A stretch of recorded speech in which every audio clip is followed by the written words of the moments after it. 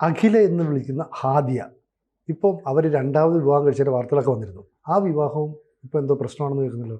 അങ്ങനൊരു വാർത്ത സാമൂഹ്യ മാധ്യമങ്ങൾ പ്രചരിക്കുന്നുണ്ട്. അതിൻ്റെ നിജസ്ഥിതി അറിയില്ല. ചില ആളുകൾ പറയുന്നുണ്ട് ആ വാർത്ത ശരിയല്ല. അഖില കോഴിക്കോടുള്ള ഒരു ആശുപത്രിയിൽ, അവർ ഹോമിയോപ്പതി പഠിച്ചവരാണ്. സേലത്തെ ഹോമിയോ കോളേജിൽ പഠിക്കുമ്പോഴാണ് അവരുടെ ജീവിതം ആകെ മാറി മറിയുന്ന പ്രശ്നങ്ങളുണ്ടാകുന്നത്. ഹോമിയോ ചികിത്സയുമായി കോഴിക്കോടുണ്ട് എന്ന് ചിലർ പറയുന്നുണ്ട്. ഏതായാലും ഇപ്പം സാമൂഹ്യ മാധ്യമങ്ങളിൽ ഇത് വല്ലാത്ത ഒരു വാർത്ത വല്ലാതെ പരക്കുന്നുണ്ട്. അതായത് രണ്ടാമത് ഹാദിയെ കല്യാണം കഴിച്ചത് ഖാലിദ് എന്ന് പറയുന്ന ഒരാളാണ്. ഈ തസ്തഗീർ എന്ന് പറയുന്ന ഒരാൾ, അദ്ദേഹത്തിൻ്റെ എന്തോ ഒരു ലെറ്റർ ബോംബ് കേസൊക്കെ ഉണ്ടായിരുന്നു. അയാളുടെ മകനായിട്ടുള്ള ഖാലിദാണ് രണ്ടാമത് കല്യാണം കഴിച്ചത്. ഇപ്പോൾ വൈകി നമുക്കറിയാം, അതിൻ്റെ കേസിൻ്റെ പശ്ചാത്തലമൊക്കെ അറിയാം. ഹാദിയ സേലത്ത് ഹോമിയോപ്പതി പഠിക്കാൻ പോകുന്നു. വൈക്കത്തുള്ള അശോകൻ്റെയും പൊന്നമ്മയുടെയും മകനാണ്. അവിടെ പഠിക്കാൻ പോകുന്നു. പഠിച്ചുകൊണ്ടിരിക്കുമ്പോഴത്തേക്ക് രണ്ട് കൂട്ടുകാരികൾ, ഫസീന ജസീന എന്ന് പറഞ്ഞ രണ്ട് കൂട്ടുകാരികൾ അവരുടെ കൂടെയാണ്. ഹാദിയയെ പിന്നെ കാണുന്നില്ല. ഹാദിയയുടെ ഈ ഫസീനയുടെയും ജസീനയുടെയും പിതാവായ അബൂബക്കർ ബന്ധപ്പെട്ട് ഹാദിയെ മതം മാറ്റാനുള്ള, അഖിലയെ മതം മാറ്റി ഹാദിയാക്കാനുള്ള ശ്രമം നടക്കുന്നു എന്നൊക്കെയാണ് വാർത്തകൾ വന്നത്. അങ്ങനെ ഹിജാബ് ധരിച്ച് ഈ അഖില അല്ലേ കോളേജിൽ വരുന്നു. അങ്ങനെ ആയി. പിന്നെ ഹേബിയസ് കോർപ്പസ് ഹർജി വരുന്നു, കാണാതാവുന്നു, ഒക്കെ വരുന്നു. അങ്ങനെ ഹൈക്കോടതിയിൽ കേസ് വരുന്നു. ജസ്റ്റിസുമാരായ സുരേന്ദ്ര മോഹനും അബ്രഹാം മാത്യുവും അടങ്ങുന്ന ബെഞ്ചിൻ്റെ മുന്നിലാണ് ആദ്യത്തെ ഹേബിയസ് കോർപ്പസ് അശോകൻ ഫയൽ ചെയ്യുന്നത്. എൻ്റെ മകളെ കാണാനില്ല. അങ്ങനെ മകളെ ഹാജരാക്കുന്നു.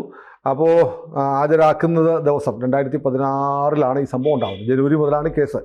ഡിസംബർ 19 കേസ് എത്തുന്നു. കേസ് എത്തുമ്പോഴത്തേക്ക് കേസ് എത്തിയ ദിവസം ശ്രദ്ധിക്കേണ്ട ഒരു കാര്യം, കേസ് എത്തിയ ദിവസം ഇവർ കോടതി പറയുന്നു ഹാദിയ വിവാഹം കഴിച്ചു.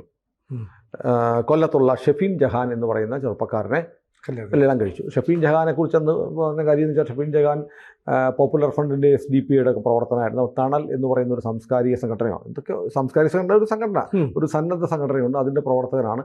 അയാളെ വിവാഹം കഴിച്ചു എന്ന് പറയുന്നു. കോടതി ഇപ്പോൾ നോക്കുമ്പോൾ കോടതിയിൽ കേസ് വിചാരണയ്ക്ക് വന്ന ദിവസം തന്നെ കല്യാണം കഴിച്ചു എന്ന് പറയുന്നത് കോടതിക്ക് അത്ര വിശ്വസനീയമായി തോന്നിയില്ല. പിന്നെ കോടതി ദീർഘമായി ചില കാര്യങ്ങൾ പറഞ്ഞു. എങ്ങനെ വിവാഹം നടന്നു, ആരാണ് കുട്ടിയെ കൂട്ടിക്കൊണ്ടുപോയത്.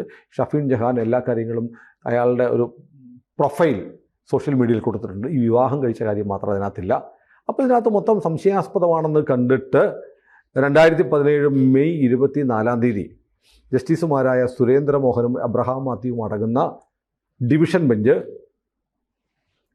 ഈ വിവാഹം കഴിച്ചു എന്ന് പറഞ്ഞ് റദ്ദാക്കി. കേരളം ഞെട്ടിപ്പോയൊരു സംഭവമാണ്. കേരളം ഞെട്ടിപ്പോയെന്ന് പറഞ്ഞാൽ, കേരളം ഞെട്ടിപ്പോകാനുള്ള കാരണം ഈ അശോകൻ്റെയും പൊന്നമ്മയുടെയും നിലവിളി കണ്ടിട്ടില്ല. ഈ അഖില എന്ന് പറയുന്ന പെൺകുട്ടിയെ ഹാദിയെ ആക്കാൻ വേണ്ടിയിട്ട് കേരളത്തിലെ ഒരു ഇപ്പോൾ നിരോധിക്കപ്പെട്ട പോപ്പുലർ ഫ്രണ്ടിൻ്റെയും അവരുടെ രാഷ്ട്രീയ വിങ്ങായ SDP-യുടെയും നേതൃത്വം നടത്തിയ വലിയ സമരം, ഹൈക്കോടതിക്ക് മുന്നിൽ വലിയ സമരം, ജസ്റ്റിസ് സുരേന്ദ്രമോഹനെ വ്യക്തിപരമായി പേരു പറഞ്ഞ് അധിക്ഷേപിച്ച് നടത്തിയ സമരം. എന്നിട്ട് അവിടെ ഈ പോലീസിൻ്റെ ഈ വരുണ എന്ന് പറയുന്ന ജലപീരങ്കിയുണ്ടോ, അതിൻ്റെ മുകളിൽ കയറി നിന്ന് SDP-ഐ പോപ്പുലർ ഫ്രണ്ട് പ്രവർത്തകർ മുദ്രാവാക്യം വിളിക്കുകയും പ്രസംഗിക്കുകയും ഒക്കെ ചെയ്യുന്ന വലിയ വയലൻ്റ് ആയിട്ടുള്ള സമരം കേരളത്തിൽ നടന്നു. ഒരു പെൺകുട്ടിക്ക് മതം മാറി ഇസ്ലാമിലേക്ക് വരാനുള്ള സ്വാതന്ത്ര്യം ഹൈക്കോടതി നിഷേധിച്ചു എന്നാവശ്യപ്പെട്ടായിരുന്നു സമരം. സുരേന്ദ്രമോഹനെ വല്ലാതെ ചീത്ത പറഞ്ഞു. പക്ഷേ അവർ കരുതിയത് ജസ്റ്റിസ് സുരേന്ദ്രമോഹൻ ഹിന്ദുവാണെന്നായിരുന്നു. ജസ്റ്റിസ് സുരേന്ദ്രമോഹൻ ക്രിസ്ത്യാനിയായിരുന്നു. അങ്ങനെ ഒരു അബദ്ധം പറ്റി. അതിനുശേഷം ഈ കേസ് പിന്നെയും ഉണ്ടായി. അപ്പോൾ ഹാദിയ പിന്നെ അടുത്ത ഹേബിയസ് കോർപ്പസ് വന്നത് ഹാദിയയ്ക്ക് വേണ്ടിയിട്ടാണ്. ഹാദിയ മാതാപിതാക്കളുടെ വീട്ടുതടങ്കലിലാണ് എന്ന് പറഞ്ഞ് കേസെത്തുന്നു. കേസ് സുപ്രീം കോടതിയിലെത്തിയപ്പോൾ സുപ്രീം കോടതിയിൽ ഈ കേസ് വാദിക്കാനെത്തിയത് ഒന്ന് എണീറ്റ് നിന്നാൽ 10-30 ലക്ഷം വാങ്ങുന്ന കപിൽ സിബലും ഇന്ദിരാ ജയസിംഗുമായിരുന്നു. അപ്പോൾ ഹാദിയ എന്ന് പറയുന്ന ഒരു പെൺകുട്ടിയെ തങ്ങളുടെ മതത്തിൽ കിട്ടാൻ, അഖിലയെ ആദിയാക്കാൻ വേണ്ടിയിട്ട് പോപ്പുലർ ഫ്രണ്ട് പ്രവർത്തകർ അല്ലെങ്കിൽ മുസ്ലിം മതം മാറ്റം, ഇങ്ങനെ മതം മാറ്റിയ ആളുകളെ മാറ്റണം എന്ന് നിശ്ചയമുള്ള ആളുകൾ കോടിക്കണക്കിന് രൂപ സമാഹരിച്ചു. അല്ലെങ്കിൽ സുപ്രീം കോടതിയിൽ ഏറ്റവും വില ഏറിയ അഭിഭാഷകരെ വെച്ച് കേസ് വാദിക്കാൻ പറ്റില്ല. എന്നിട്ട് ഈ കേസ് അന്നത്തെ ചീഫ് ജസ്റ്റിസ് ആയിരുന്ന ദീപക് മിശ്രയുടെയും പിന്നെ DY ചന്ദ്രചൂഡും അടങ്ങുന്ന ഡിവിഷൻ ബെഞ്ചിലാണ് വന്നത്. ഇത് പരിഗണിച്ച കോടതി പറഞ്ഞു ഇവർ പ്രായപൂർത്തിയായവരാണ്. പിന്നെ മാത്രമല്ല, ഒരു ഹേബിയസ് കോർപ്പസ് എന്ന് പറഞ്ഞാൽ വേർ ഈസ് ദ ബോഡി എന്നാണ് ഹേബിയസ് കോർപ്പസ് എന്ന വാക്കിൻ്റെ അർത്ഥം. നമുക്കൊരാളെ കാണാനില്ല എന്ന് പറഞ്ഞാൽ നമുക്ക് അറിയില്ല.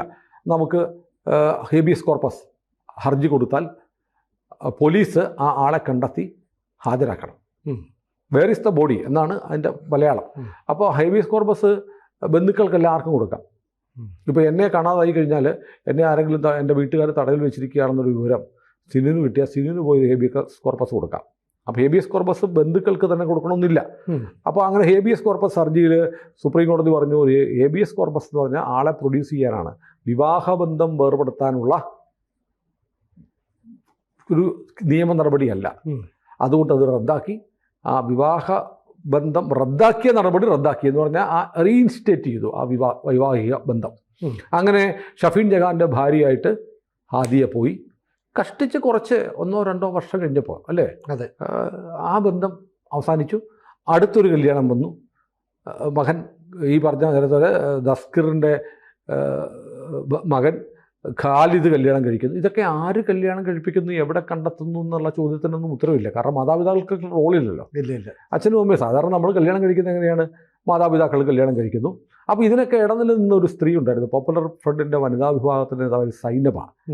സൈനബയെ കുറിച്ച് പറയുമ്പോൾ ഞാൻ പെട്ടെന്ന് ഓർക്കുന്നത് ഈ അഹമ്മദ് മാഷ് നമ്മുടെ ഇവിടെ ഈ മാധവിക്കുട്ടിയുടെ മതം മാറ്റത്തെക്കുറിച്ച്, അദ്ദേഹമാണല്ലോ കേരളത്തിൽ ആദ്യമായി അതിൻ്റെ പിന്നിൽ വലിയ സാമ്പത്തിക താല്പര്യങ്ങളുണ്ടായിരുന്നു. മതം മാത്രമല്ല, അങ്ങനെ ആളുകളെ മതം മാറ്റുന്നതിന് പ്രത്യേകിച്ച് ചില GCC രാജ്യങ്ങളിൽ നിന്നുള്ള സാമ്പത്തിക സഹായമൊക്കെ വരുന്നുണ്ടെന്നുള്ള കാര്യം അഹമ്മദ് മാഷ പറഞ്ഞത്.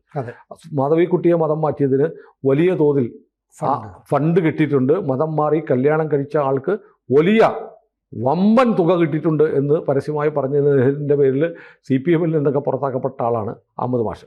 പക്ഷെ മാഷ് ഇപ്പോഴും അതിൽ ഉറച്ചു നിൽക്കുന്നു, അത് ആവർത്തിച്ച് പറയുന്നുണ്ട്.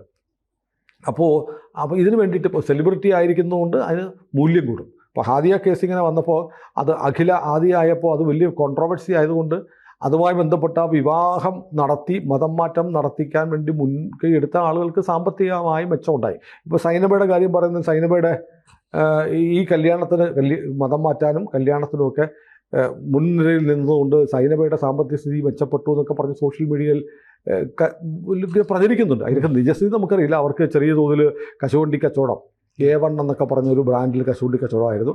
അതിനുശേഷം വലിയ തോതിൽ ഇപ്പോൾ നമ്മുടെ നാട്ടിൽ വലിയ ഡ്രൈ ഫ്രൂട്ട്സിൻ്റെയൊക്കെ കച്ചവടം ഒരുപാടുണ്ടായി വരുന്നുണ്ട്. അത്തരത്തിലുള്ള ഒരു കശുവണ്ടി കച്ചവടം നടത്തുന്ന സ്ഥാപനം ഇപ്പോൾ സൈനബ നടത്തുന്നു എന്നൊക്കെയാണ് പറഞ്ഞു കേൾക്കുന്നത്. ഇതിൻ്റെ നിജസ്ഥിതി അറിയില്ല, ഉണ്ടായിരിക്കാം. നട്സ്കോ എന്നൊക്കെ പറയുന്ന ഒരു സ്ഥാപനം സൈനബയുടെ ആണ്, സൈനബയുടെ ഭർത്താവിൻ്റെ ആണെന്നൊക്കെ ഇങ്ങനെ ആളുകൾ സോഷ്യൽ മീഡിയ പറയുന്നുണ്ട്, നമുക്കറിയില്ല. എന്തായാലും സൈനബ മുമ്പൊരിക്കൽ പറഞ്ഞൊരു കാര്യം ഞാൻ വീഡിയോ ഇട്ടിട്ടുണ്ട്, എനിക്ക് ആധികാരികമായി പറയാൻ പറ്റും. ഞങ്ങൾക്ക് ഇന്ത്യയിൽ ഇസ്ലാമിക രാജ്യമാക്കാൻ കഴിയുമായിരുന്നു. ഈ RSS എന്ന് പറയുന്നൊരു സാധനം ഈ തടസ്സം നിൽക്കുന്നതുകൊണ്ടാണ് അത് പറ്റാത്തത് എന്ന് സൈനബ പറയുന്ന ഒരു വീഡിയോ ഇപ്പോഴും സെർച്ച് ചെയ്താൽ കിട്ടും. ഏതായാലും ഇതൊക്കെയാണ് ഇതിൻ്റെ ഒരു പശ്ചാത്തലം. അപ്പോൾ ഈ നമ്മൾ വിവാഹബന്ധം എന്ന് പറയുമ്പോഴത്തേക്ക് ഒരു വിവാഹബന്ധം ഉണ്ടായി ഒരു കുടുംബമായിട്ട് ജീവിക്കട്ടെ എന്നാണ്. പക്ഷേ ഇവിടെ സംഭവിക്കുന്നത് ഒരു വിവാഹബന്ധം കഴിച്ചു, അത് പോയി, അടുത്തത് കല്യാണം കഴിച്ചു, അത് പോയി എന്നിപ്പോൾ പറയുന്നു. അതിൻ്റെ നിജസ്ഥിതി അറിയില്ല, അത് പോവാതിരിക്കട്ടെ. അഖില എന്ന് പറയാൻ പാടില്ല, ഹാദിയയ്ക്ക് ഒരു നല്ല കുടുംബജീവിതം ഉണ്ടാവട്ടെ, കുട്ടികളുണ്ടാവട്ടെ, സ്വസ്ഥമായി ജീവിക്കാൻ കഴിയട്ടെ. അവരൊരു പ്രാക്ടീസിങ് ഡോക്ടറും കൂടിയാണ്. പക്ഷേ ഇങ്ങനെ ഈ കിംവദന്തികളൊക്കെ പരക്കുമ്പോൾ എനിക്ക് തോന്നുന്നത് അത് ഒന്നെങ്കിൽ ഈ വിവാദം അവസാനിപ്പിക്കണം. അഖില തന്നെ വന്നിട്ട്, അല്ല ഹാദിയ തന്നെ വന്നിട്ട്, അങ്ങനെയൊന്നുമല്ല, ഇത് കള്ളക്കഥയാണ്, വെറുതെ കുത്തിപ്പൊക്കുന്ന ചില സോഷ്യൽ മീഡിയയിൽ ചില ആളുകൾ ഉണ്ടാക്കുന്ന വ്യാജ പ്രചാരണങ്ങളാണെന്ന് ഒരു സോഷ്യൽ മീഡിയ പോസ്റ്റ് ഹാദിയ ഇട്ടാൽ അത് അവിടെ അവസാനിക്കും. അപ്പോൾ അല്ലെങ്കിൽ പിന്നെ സംഭവിക്കുന്നതിനറിയാം, അത് പിടിച്ചോണ്ട് പോയി മതം മാറ്റി, അത് കഴിഞ്ഞ് ഒരുത്തന് കൊടുത്തു, പിന്നെ അടുത്തവന് കൊടുത്തു, അത് പോയി, ഇനി അടുത്തവന് കൊടുത്തു എന്നൊക്കെ പറഞ്ഞുള്ള ഒരു ദുഷ്പ്രചരണങ്ങൾ നടക്കും. ദുഷ്പ്രചരണങ്ങൾ അല്ല എങ്കിൽ അത് ക്ലാരിഫൈ ചെയ്യാനുള്ളൊരു ഉത്തരവാദിത്തം. കാരണം ഇപ്പം പല സോഷ്യൽ മീഡിയയിലും ഫേസ്ബുക്കിലും ചില ചാനലുകളിലും ഒക്കെ ഈ ഹാദിയ എന്ന് പറയുന്ന ഈ അഖിലയുടെ ചിത്രമൊക്കെ കാണിച്ചിട്ട് രണ്ടാമത്തെ കല്യാണവും പൊട്ടി, ഇനി അടുത്തത് എപ്പോഴാണ് എന്നൊക്കെ ചോദിച്ച് പ്രചാരണം നടക്കുന്നുണ്ട്. അപ്പോൾ അതിനൊരു ക്ലാരിഫിക്കേഷൻ ഒരു സോഷ്യൽ മീഡിയ പോസ്റ്റായിട്ടെങ്കിലും ഹാദിയ നൽകുന്നത് നന്നായിരിക്കും. അപ്പം നമ്മളെന്തായാലും മതം മാറി. ഒരാൾക്ക് മതം എന്ന് പറയുന്നത് ഒരാളുടെ സ്വകാര്യ വിഷയമാണ്, ഇഷ്ടമുള്ള മതം സ്വീകരിക്കാം. പക്ഷേ ഒരു സംഘടിത പരിവർത്തനം എന്ന് പറയുന്ന ഒരു സാധനം മസ്തിഷ്ക പ്രക്ഷാളനമൊക്കെ നടത്തി ചില വാശി പോലെ ചെയ്യേണ്ടതൊക്കെ ആവശ്യമുണ്ടോ എന്ന് ആലോചിക്കേണ്ട കാര്യമാണ്. ഇപ്പം ഞാൻ കഴിഞ്ഞ ദിവസം മറ്റൊരു വീഡിയോ കുറിച്ച് പറയുമ്പോൾ ഒരു സ്കൂളിൽ പെൺകുട്ടികൾ നിൽക്കുന്നു. അപ്പോൾ ചുറ്റും ഒരു പെൺകുട്ടി ഹിന്ദു പെൺകുട്ടിയാണ്, അവളുടെ ചുറ്റും തട്ടമിട്ട പെൺകുട്ടികൾ, ഹിജാബ് ധരിച്ച പെൺകുട്ടികൾ നിൽക്കുന്നു. അവർ വന്നിട്ട് ഈ ഹിന്ദു പെൺകുട്ടിയുടെ നെറ്റിയിലെ സിന്ദൂരം വായിക്കുന്നു, പൊട്ട് ചന്ദനക്കുരി തൂക്കുന്നു. എന്നിട്ട് ഈ തട്ടമിടുന്ന തുണിയുണ്ടല്ലോ അത് അവളെ ധരിപ്പിക്കുമ്പോൾ ഈ കുട്ടി ഈ നാണത്തോടൊക്കെ നിൽക്കുന്നു, സന്തോഷത്തോടെ നിഷ്കളങ്കതയോടെ ആ ഹിന്ദു പെൺകുട്ടി അവളുടെ കുറി മായ്ക്കാനും ഈ തട്ടമിടാനും നിൽക്കുന്നുണ്ട്. ബാക്കിയുള്ളവരെല്ലാം സന്തോഷത്തോടെ, അവളും വലിയ അഭിമാനത്തോടെ അത് നിൽക്കുന്നു. നമുക്ക് വേണമെങ്കിൽ പറയാം, കണ്ടില്ലേ സന്തോഷം, എല്ലാ മതങ്ങളെയും സ്വീകരിക്കുന്നവരാണ്. എന്ന് തിരിച്ചൊരു വീഡിയോ, ഹിന്ദു കുട്ടികൾ ഒരു മുസ്ലിം പെൺകുട്ടികളുടെ തട്ടമഴിക്കുന്നു, എന്നിട്ട് അവളുടെ നെറ്റിയിൽ ഒരു ചന്ദനക്കുറി തൊടുന്നു. അതിനെ ഈ മതസൗഹാർദ്ദത്തിൻ്റെ അടയാളമായി കാണുക? ഒരിക്കലും കാണില്ല. അത് വലിയ അപ്പോൾ മതേതരത്വം എന്ന് പറയുന്നത് ഹിന്ദു മാത്രം പാലിക്കേണ്ട ഒരു സാധനമാണ് അല്ലേ? അതെ, ഹിന്ദുവിന് മാത്രമാണ് ഒറ്റ വശവും. മതേതരത്വം ഒരു നാണയമാണെങ്കിൽ അതിന് ഒറ്റ വശമുള്ളൂ, അത് ഹിന്ദു മാത്രമേ ഉള്ളൂ. അപ്പുറത്ത് തൊട്ടുകൂടാ. ഞങ്ങൾ നിന്റെ കുറിമായ്ക്കും നിന്നെ തട്ടമണിയിക്കും, അത് ഞങ്ങളുടെ അവകാശമാണ് എന്ന് പറയുന്ന തരത്തിലേക്ക് ഇവിടെ മാറിയിട്ടുണ്ട്. പിന്നെ പാവപ്പെട്ട ഹിന്ദു എന്ന് പറയുന്ന കുടുംബത്തിലെ കുട്ടികൾക്ക് അവർ നിഷ്കളങ്കരാണെന്നേ, അവർക്ക് ഈ കുറി മായ്ച്ചാൽ തട്ടമിട്ടാൽ അതിലൂടെ വെക്കുന്ന ഒരു വലിയ ലക്ഷ്യത്തെക്കുറിച്ച് അവർക്കറിയില്ല. അതവർ തമാശയായിട്ട് കാണും. പിന്നെ പിന്നെ പിന്നെ അത് ശീലമാക്കി കഴിഞ്ഞാൽ പിന്നെ അവരെ അങ്ങ് വലിച്ചുകൊണ്ട് പോവുകയാണ്, പിന്നെ ഒന്നും ചെയ്യാൻ പറ്റില്ല. അപ്പം അങ്ങനെ ഉണ്ടെങ്കിൽ ഇത് അങ്ങനെ ചെയ്താൽ എന്താ കുഴപ്പം? കുട്ടികളല്ലേ, കുഞ്ഞുങ്ങളല്ലേ, പാവങ്ങളല്ലേ, നിഷ്കളങ്കരല്ലേ എന്നൊക്കെ ചോദിക്കുകയാണെങ്കിൽ ഇതേ വർത്തമാനം തിരിച്ചും പറയണം. അതെ, അതിന് തയ്യാറാവുന്നില്ല. അപ്പോൾ ഞങ്ങൾക്ക് ഞങ്ങളുടെ മതം, ഞങ്ങളുടെ വിശ്വാസം, ഞങ്ങളുടെ ജീവിത രീതി, ഞങ്ങളുടെ ആചരണങ്ങൾ, ഞങ്ങളുടെ വസ്ത്രധാരണം, ഞങ്ങളുടെ ആഹാര രീതിയൊക്കെ അതിൽ കൈകടത്താൻ പാടില്ല. ഞങ്ങൾ നിങ്ങളുടെ സകലത്തിലും ഇടപെടും എന്ന് പറയുന്നിടത്താണ് കുഴപ്പം. അപ്പോൾ ഇതിനകത്ത് ഇതിപ്പോൾ ഇതാ സംഭവിക്കുന്നത്. ഇതിന് താഴെ കുറേ ആശാന്മാർ വന്ന്, എടാ വർഗീയവാദികളെ, നിനക്കൊക്കെ വേറെ പണിയൊന്നുമില്ലടാ എന്ന് പറഞ്ഞ് നമ്മുടെ താഴത്തിന് പറയാൻ വരും. കാരണം എനിക്ക് നല്ല ബോധ്യമുണ്ട്, ഞാനും സിനുവും കൂടി ഇരുന്ന് പറഞ്ഞതിനകത്ത് ഒരു വർഗീയതയും പറയുന്നില്ല, നമ്മൾ പറയുന്ന വസ്തുതയാണ്. അതെ. അപ്പോൾ ഏതായാലും ഹാദിയ സുഖമായിരിക്കട്ടെ. ഹാദിയയ്ക്ക് നമ്മുടെ എല്ലാ ആശംസകളും.